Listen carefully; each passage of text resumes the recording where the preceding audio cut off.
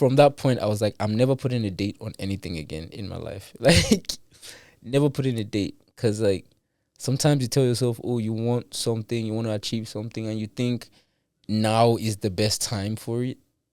But, like, nah. It was her just being like, I see something in you, bro. Like, there's something that, like, that you have, and you're holding it back. Like, and it was very profound for me because there was something I was holding in. Oh, Shiver. Yeah. Oh, Got it. Shiver. Sorry. Because we in New York now. No. We say Shiver. No. So I it's, am follow appalled. my commanding like zombie. Go down on me with your coca body. What's up, guys? I'm LoJay, and my new single, Moi, is out now.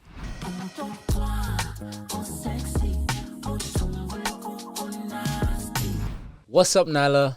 We need to talk. What's up, guys? Welcome to another episode of We Need to Talk. Today I have a very special guest in the building, all the way from across the pond, man. We got LoJay here. How are you? What's up? You How good? you feeling? I'm feeling good. How you feeling? I'm feeling good and inspired. I'm so happy that you're here. You have no idea how much burn Mona Lisa gets in my sets probably every time I spin. That's so interesting. Thank you so much. Like, obsessed with that song. I appreciate it. Still obsessed with that song. Thank you. I know. It's such a feel-good record. Yeah. But I'm curious. I just want to learn more about you and, like, your upbringing and just growing up in Nigeria. Can you, like, paint the picture for me? Growing up in Nigeria was fun. I think more than anything, I mean, I grew up in a place called Kurdu, which is kind of far away from, like, the main city. But there's still, like, there's a life of its own, like, happening in Kurdu. So, like, growing up was really fun. Had a lot of, like, close friends and family members around me. So I was quite rooted and grounded in terms of, like, family. My mom was a pastor, is still a pastor. So there was a lot of church in the house. There was a lot of, like, gospel music in the house. There was a lot of prayers and all of that religious stuff happening when I was growing up.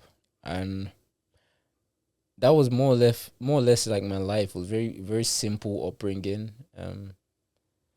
I was thankful to God. My parents, like, protected me. Were you a good student? Did you play sports? Did you have siblings? I wasn't the best student, but I think that was just cause I used to think I didn't like school or I didn't like academics. But then I kind of just realized, like, as I grew up, I was like, yeah, I think it's my teachers that didn't understand me. Like, I don't think my teachers really took the time to understand, like, what type of student I was and how I liked or knew how to learn. So, like, I came off as bad in school. But I would say till today, everybody who knows me knows that, like, I'm such a learner. Like, I always just want to, like, learn new things. I'm always, like, on YouTube looking for, like, new information or, like, just researching something. Yeah. Like, that's just my thing. All the way to the point where I want to now, at some point, start a school. So it's like, when you see somebody take that path when it was written in all the report cards that, like, the person doesn't like academics or whatever, it's like, something is wrong in that system that I feel like needs to be changed. But yeah. That's real. Yeah. Yeah, I agree with that. Favorite memory or, like, hobby as a kid? As a kid, like, I used to play a lot. Like, I wouldn't say I had, like, a favorite hobby. I just used to, like, just outside playing catch, like what Americans would call catch. Nigerians would call it police and thief. But, like, police and thief? Yeah. Police? Yeah, so one group of people are the police, the other group are the thieves. Oh, so okay. Yeah, chase yourself around. Okay, it's catch, basically. Yes. Okay, cool. Or tag, rather. Okay. Yeah. Nice. But all those normal games, kitty, normal things. And as I grew older, like, I started to, like, find my passions.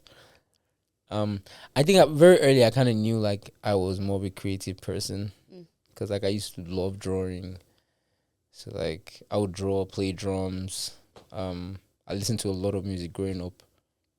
Um, so there was just like there was influence from like unconscious, like subconscious influence from like listening to like gospel music from my mom, or like folk Nigerian music from my dad, or like urban music from my like uncles and aunties, and because they would just come around and be in the house for like 3 months or something, and they're just listening to all the cool stuff at that point in time. So I was just exposed to like music.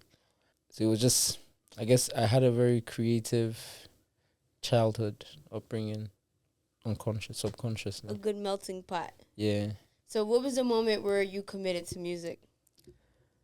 I think I was very interesting story actually. I was in university Mhm. at that time. So basically, we are having this party for my friends that were about to leave um school at that point in time because they were about to graduate and stuff. So um everyone was like really like pumped.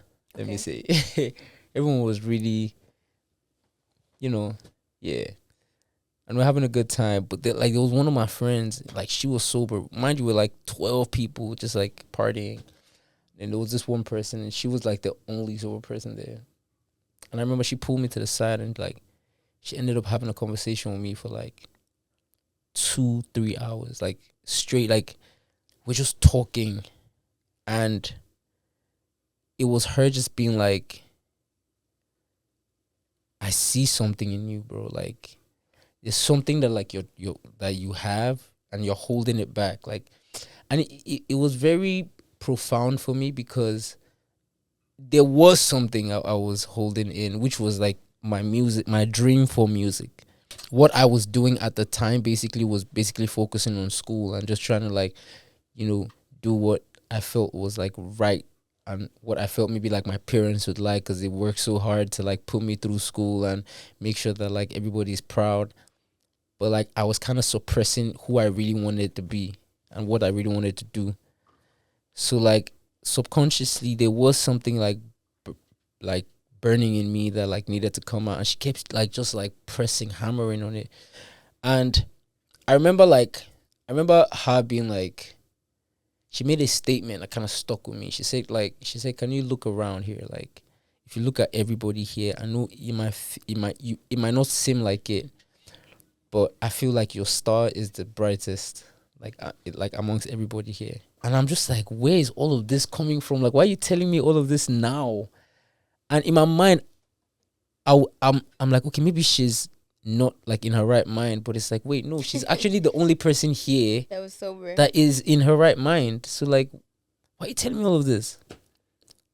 And I remember like that night, I couldn't sleep. Like whatever it was that was burning inside me, now it was knocking. Like it was like, it's now, like now or never. And I remember having a like literally like I called a friend of mine who, she was just like she was the person I knew that had a DJ brother and knew a little something about music, because she hung out with like people. I'm like, yo, I want to start making music. Do you want to be my manager? And she was like, huh? Like she's like come to my house, let's like talk or something. Like, and then I remember like I went there, her brother was there. And then I'm like telling them, now I want to be an artist and da, da, da, da, da. And the brother is like, okay, do you have music? I'm like, no, I don't have music. I just know that, like, I don't know how to explain. It's like I just know that I want to be an artist. Like this is it. And then she's like, okay, let's go to London. Let's go record something like that. And I'm like, okay, because I went to school in the UK, and so at this point I was in Portsmouth. So Portsmouth is like a small town, like 2 hours away from London. And in Portsmouth, there's probably like 2-3 studios or something like that, and they probably make like indie like music or like rock music, or just wasn't like my vibe. So we decided to go to London, and then we met with this producer called ATG at the time. And shout out to ATG though, because he's an amazing producer. But we worked. I remember like we made we made 2 songs that day. And I remember like recording one of the songs, and I just like said like one or like 2 lines, and literally like I came out the booth. I'm like, damn man, like this is crazy. Like, oh my god, like, and mind you, like I remember like ATG like smiling and he's looking at me, and I could just see in his face. He's like, "Oh, you kind of excited? Like, we barely done anything. Like, we have like 4 lines in. Like, but I could see it. I don't know how to explain it. I could just like see it. I could feel it, and I think recording that at that point in time was like, okay, I'm one step closer. Like, Right. it just felt like just like keep going, as long as like you started and you can just keep going, that's it. Which like for me kind of like also now takes me back to like the fact that like my career has actually been like a crazy journey, and I'm grateful for the fact that I've actually spent a lot of time just enjoying the journey. Like I haven't been too like focused on like the end goal and everything, and it's crazy because as time goes on you just find yourself crossing those end goals without even being aware that, okay, we already passed that. Like all those things you used to dream about, you kind of already done some of those things. Like, or like now you're doing them, or like you're so close to doing them now or something. It's like, I've just like spent the time just like enjoying the journey, which is actually hilarious now thinking about it. But yeah, that was just like where like the whole like music thing just started. Like that was where like I consciously decided, okay, this is it. Like I didn't want to care. I didn't want to do anything else. I didn't care about anything else. And it was just that. I just kept hammering. No, that's So like, honestly really inspiring. yeah. Yeah. How long did it take from that moment to when you caught like your big break? Crazy thing. It was exactly 4 years. And no, was it 4? No, exactly 5 years. But I used to tell myself it was gonna take me 4 years.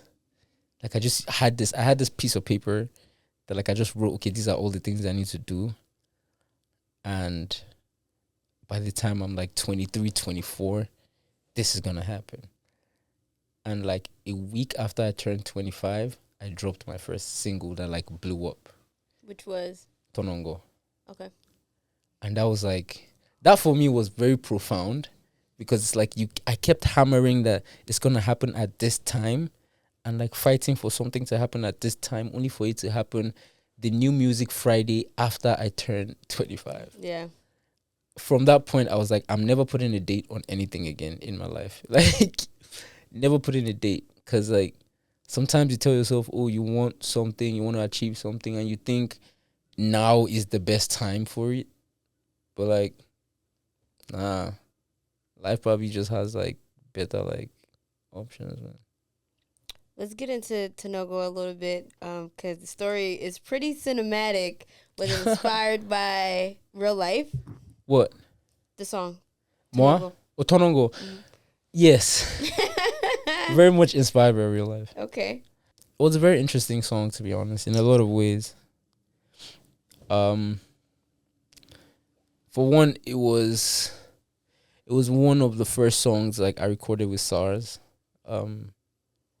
And like working with SARS really like changed a lot about like my music making process in general, to be honest. How so? It's just like, you know when you're raw and unrefined and you just need someone to just tell you, okay, do this, don't do this, do this. Okay, he refined you. Like just like 3 little like key steps that are just like and everything just like, and Tonongo was like the first song that came out of that. So it's like I remember like meeting him for the first time, and like we spent like the first like we spent a long time just like talking and just like blending, bonding, listening to music, not really like recording when like we didn't just jump in. And I think the best part about it was the fact that this was like during the pandemic, so there was really no rush. It's like the world has literally stopped. Yeah. So just take your time. And we just like took our time, really understood ourselves, and like really discussed about music, like really spoke about music. And though it was these conversations that kind of like shaped, like kind of started to change the way I was even seeing music, changed how intentional I became, like just really made me now see myself, like see the music from almost a very spiritual point of view, where it's like you're playing, you're not, this is not a toy, like this is not like, this is something, and you can't just like mess about with it and just like, oh, I want to do this because this is trending. It's like, nah, this is like something. And it was through those conversations. I remember one night he just played me the beat. I liked the beat. He was like, bro, I'm gonna sleep, man, I'm tired. So he just went into the room and I was just sitting with the beat, and it was just like, I'm thinking, I'm just like feeling everything. And at some point I just start talking. And it's like the way I was talking had just like changed. Like, and when you even hear like the song, even till now, whenever I hear the song, I'm like, if I heard somebody right now jump on a song and start like that, I would go crazy. Like, because it's like, who do you think you are? But then it was just through like, there's a level of connection that I now started to like get with like music that made me like create that, basically. But, and I think that's the same energy that I have channeled like all through, like in all of my music, which has now till like giving me like my own space, where it's like he's just in his own world, like. Yeah. And I love that about myself. Like I love that about my music. If I was a LoJay fan, I would respect that about LoJay. I am a LoJay fan, and I do respect that about It's crazy. But I respect it, and I am a fan as well. Okay, Thank so you. we have something in common. You and Asake are like the first two Afrobeat artists that I was like committed to actually learning the words, even though it's not all the way English. Funny enough, I use a lot of English. I just say it in ways that are interesting. And and that's very intentional. I feel like you sprinkle them in, but it's at least 50-50 English, 50 Yoruba. Yeah. I mix Yoruba and English, yeah. Okay. There, or else then it's me. Then I just don't know what the hell you saying. But like, because sorry, and I No. I don't mind. Okay. Don't worry. But I always be wondering, like, what am I singing? Like, what am I singing in Mona Lisa before Macho Mona Lisa? So basically, that's what I'm saying. Like, there's a lot of English in that, to be honest. Okay. So it's like I'm saying, oh baby, follow my commanding. Okay. Like a zombie. Okay. Like, so follow what I'm saying like a zombie and go down on me. What? With your coca body. No. Literally. So I am appalled. follow my commanding like zombie. Go down on me with your coca body. Oh, that's the first lines. And then you repeat it. Just follow my commanding like zombie. It's like a nursery rhyme. That's why I feel like it just like sticks. Oh my God, but I didn't know it was so raunchy. The song I thought was beautiful. That's the thing. This is a completely different vibe. I thought you were acknowledging how beautiful the girl was. But that's the thing, like, and that's why the song is interesting, because it is raunchy, but in a respectful way. It's not in like I'm not saying it in like oh, I own you. It's more like a sensual way. It's definitely sensual. Yeah. I feel like most of your music is sensual, actually. Yeah. Interesting. So that's the beauty of it. Like, if you are somebody who like... Yeah, I feel bamboozled. I'm like, wait, how you said what? Bamboozled is hilarious. That is how I feel right now. But that's it. It's very interesting. Yes, it is. You know, I should have pulled up all the lyrics so I can ask you, what does this mean? Because I be saying this, I need to know. Okay, on Moto, what is the core message that you're sending with that record? So basically, it's like, I'm letting go. That's the core message. Oh, okay. It's like obviously like you're talking about somebody that you used to love and you've given this person everything, but the person has decided to like move on. So you have to like move on. But it's like in all that time where like we were together, it's like I was telling you about like my dreams and I loved you so much, and it's like I told you I was gonna get this car, and now I have this car, but I'm driving it alone. Cause like now you're no longer here. Okay. So now I gotta move on too. Okay. Yeah. All right. I kind of picked that up. At this point, I need to check. Like, what is this? Nah, it's honestly it's easy. It's actually not hard. Okay. It's not hard for you because you made the song. Fair. I know all the words. I would hope so. Talk to me about how did the collaboration come about with Chris Brown for the remix? That was actually very interesting.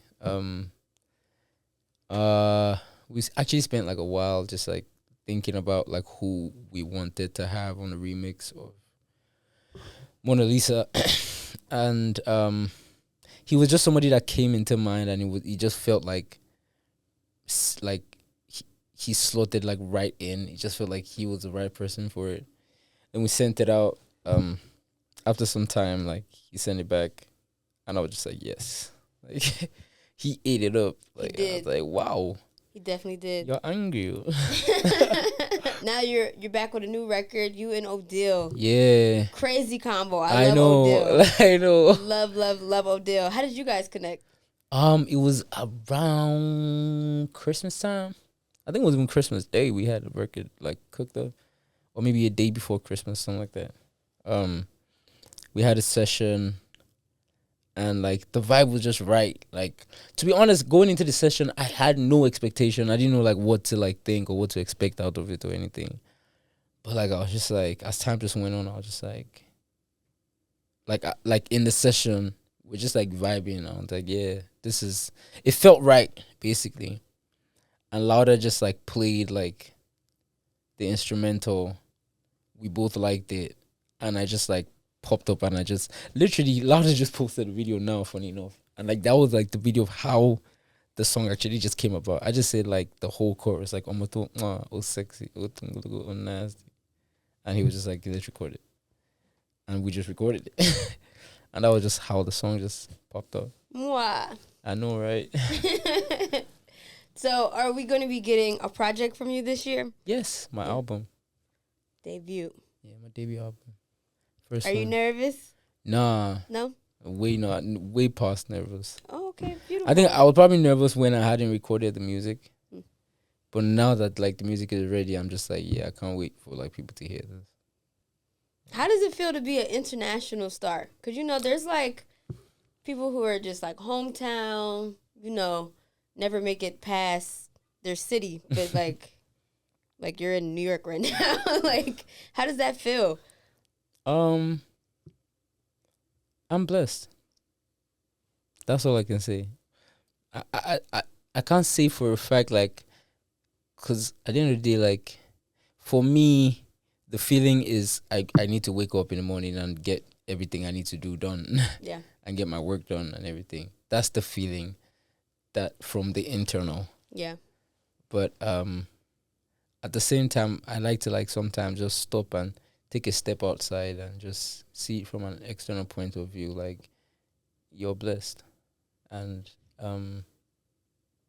that's how I feel every day. And I'm always grateful. I start my day with thank God. I end my day with thank God. And that's something I just have maintained. I want to keep maintaining in my life. Just that connection and just knowing that, yeah, nothing is by your power. You can just do the best you can and push yourself to your own limit, and everything else is just God. Yeah.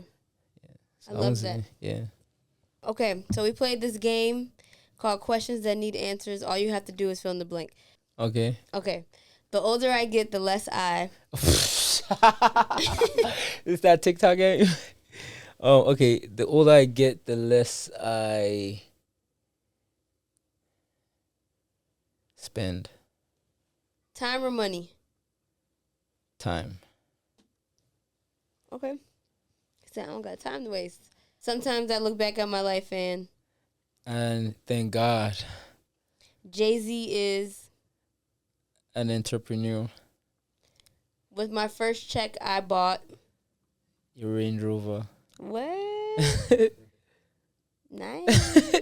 You see, the older I get, the less I spend. Okay, good. Good. By the end of 2025, I want. I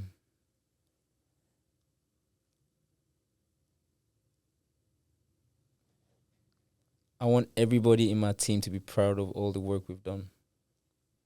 Out of all the songs I ever made, my favorite is. Not out yet. On the album. Mm-hmm. Can we get the name? Is this gonna be out on the album? We're gonna try and release it closer to the project. So. Really? Yeah, Shiver. Shiva. Yeah, that's the name of the song. Shiver. What does Shiva mean? Like shiver. Oh, Shiver. Yeah. Oh, Got it. Shiver. Sorry. Because we in New York now. No. You say Shiver. No. I just want to make sure I'm getting it right. No, you're right. You're straight. Oh, my gosh. If I was not an artist, I would be a... Pilot. Really? Mm-hmm. Flying planes? Mm-hmm. You like to fly? Mm-hmm. Interesting. Have you tried it? I'm going to learn it, but Or I you just still want to? yeah, I just haven't had the time yet. But that was what I wanted to like initially wanted to do in school. Interesting. My new album is... Fire. Talk about it. Okay. Blank is one movie I can watch with the sound off.